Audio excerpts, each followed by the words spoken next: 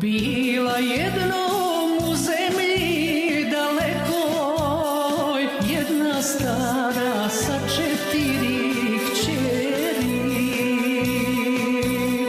U kosu im cveće uplitala, čuvala ih od ljudi i zveri.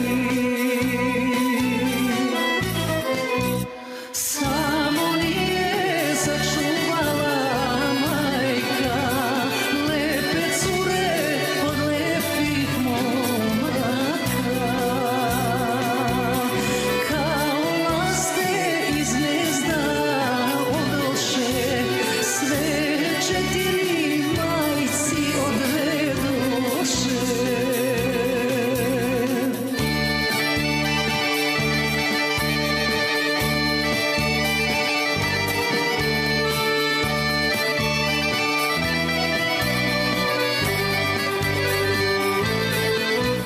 Rano glasnik probudio majku, nosi pisma od 4 kćeri. Pisma čita, a ruke joj drhte, suze roni na koberad beli. Samo nije sačuvala majka lepe cure od lepih momaka. Kao laste iz gnezda odoše sve 4 majci odvedoše.